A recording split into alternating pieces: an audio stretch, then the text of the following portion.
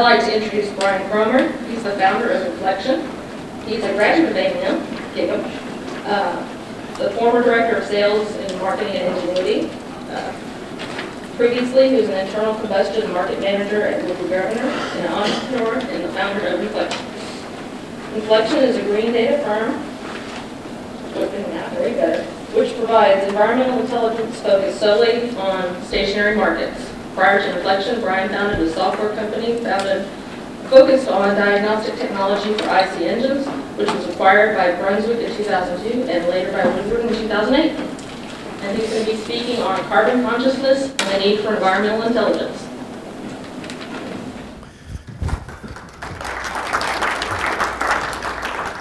Well, thank you. I appreciate this chance to present and even appreciate more the presentations I've got to see while at the GMC.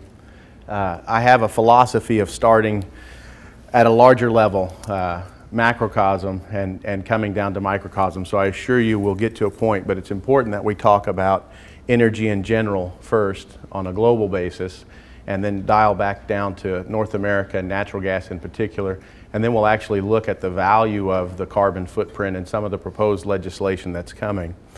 So the Department of Energy produces an annual energy outlook both on a domestic level and an international level, and so we'll start with the international one that was just released in March, so the data's fairly new. And what I wanted to point out here is that they use a reference case, they use a low projection, a high projection, and the point is that the growth is linear in the global energy demand we're going to talk about here. So when we look at energy, we can break coal, natural gas, petroleum, we can break it all into a BTU. So here in quadrillion BTUs are the projected world's energy consumption. We have it actual through 2007 and then projected to 2030.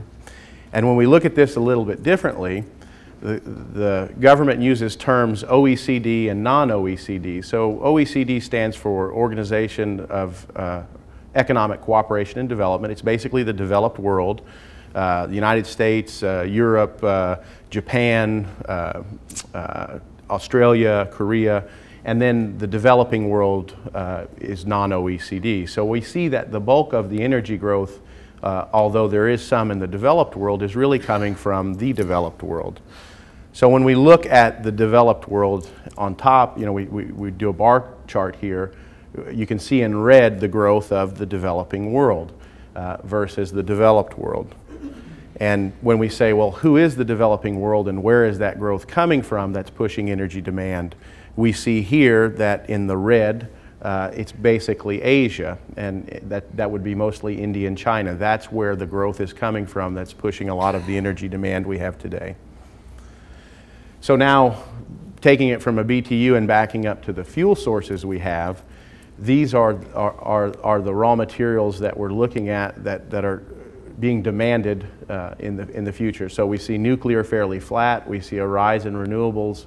The liquids demand up here includes biofuels, and we see the largest spike with coal. Actually coal, natural gas, and liquids all running fairly linear.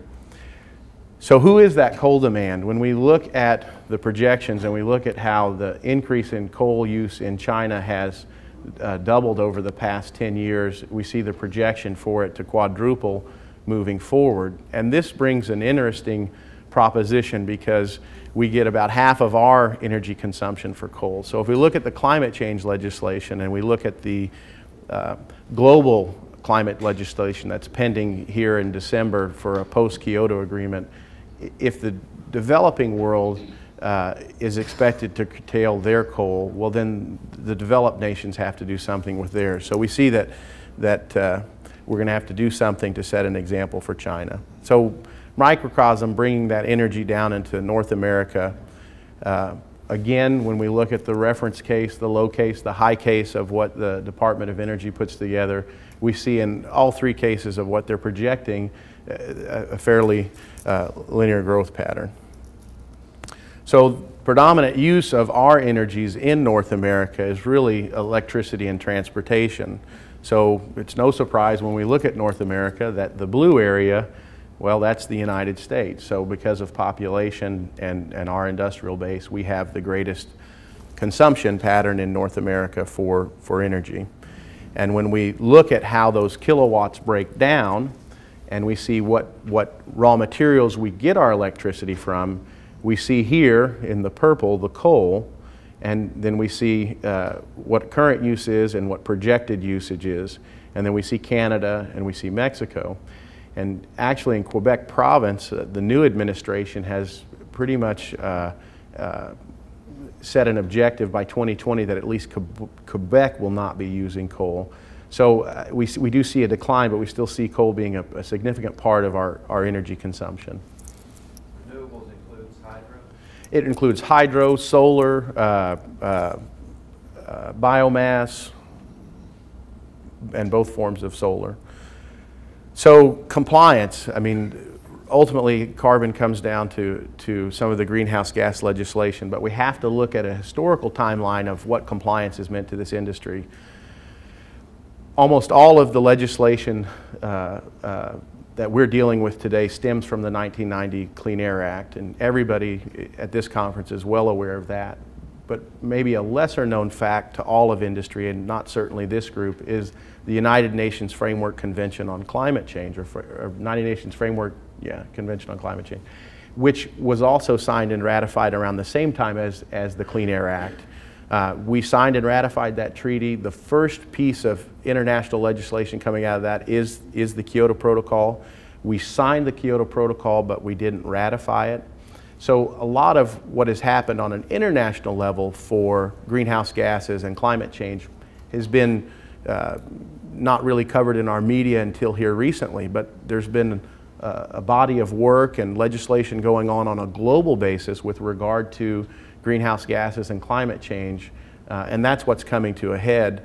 The post-Kyoto negotiations will come to a climax this December in Copenhagen. So 2007 there was a conference in Bali, India. 2008 there was a conference in Poznan, Poland. 2009, this December, they will meet to do the post-Kyoto agreement. So this is 191 member countries that have established the world's largest carbon market with the EUETS. But in addition to this international preemption on climate change, we have some very interesting things happening at a state level. Since 2001, California has been trying to receive an exemption from the EPA for setting their emissions for vehicles. That exemption was awarded this year, and in fact the national standards by 2016 will be set on what California has led the way with.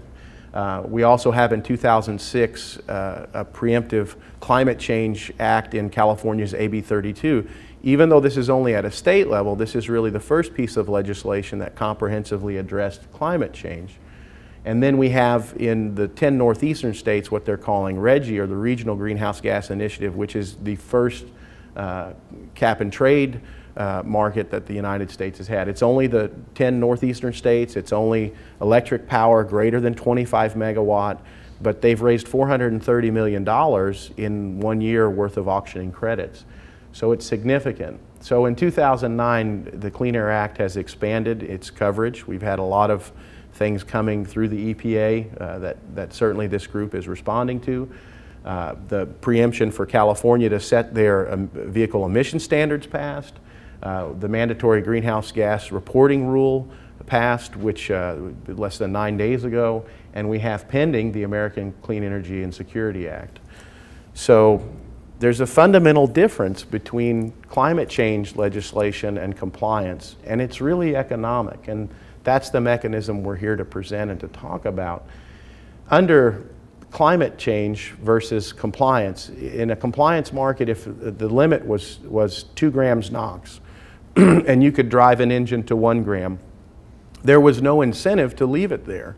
You know, if the fuel consumption was better, maybe you would do that, but you were permitted for 2 grams, so you would meet the obligation, and there was absolutely no incentive to drive below that or any financial element with it. With climate change, it's different, because when they cap the carbon and they assign a value to it, that 1 gram differential has a value. I only use NOx as an example here. I mean, we'll get into the exact climate change constituents.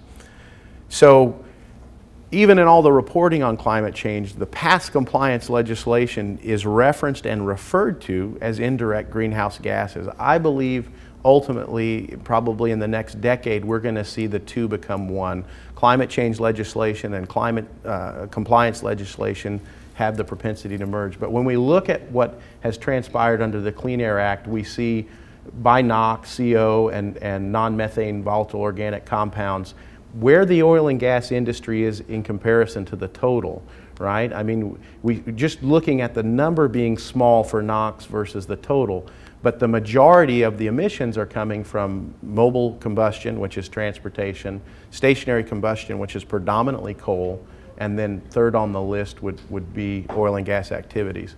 So as a percentage of the pollution, our industry has held a relatively small percentage, although what we produce on the oil side is creating a lot of the indirect greenhouse gases. So the government looks at this in terms of inputs and outputs, and this is a diagram they use, which is fossil fuels. The presentation will be on everyone's CD, so you'll have all this, and I'm going to go through it fairly fast, but that's what we're looking at, the given inputs for various outputs. And so when we bring that down to natural gas, how natural gas fits in the fossil fuel flow model they put, this is basically where the natural gas is being used in the United States. Certainly we have residential and commercial use, which is mostly as a heating value for our furnace, for hot water, for cooking, things of this nature. The industrial sector uses natural gas as a feedstock for certain things. The small amount in transportation is really negligible for any vehicles.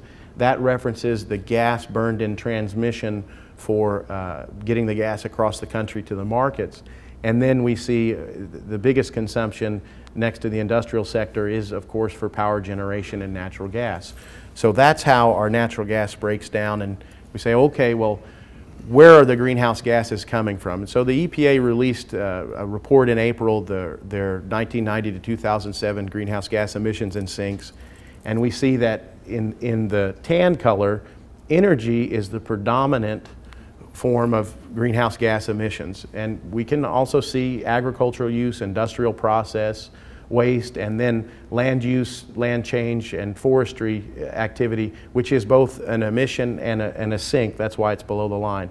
And so they use the carbon dioxide equivalency here. But the point is just to look at how significant energy is with regard to what's producing the greenhouse gases. So the cumulative effect since 1990, I'll say something about Kyoto here. I mean, the Kyoto Protocol said that these 191 countries would get together and they would reduce, in total, their emissions below 1990 levels by about 5%. Some countries had higher targets, some countries had lower. Even though we've been criticized as a nation for not ratifying the Kyoto Treaty and kind of backing up on our commitment, only one of all those countries involved in the Kyoto Protocol has met their obligation in the first period of Kyoto, and that's really Japan. Everyone else, the trend is not much different than the United States. The cumulative trend in greenhouse gas emissions is up.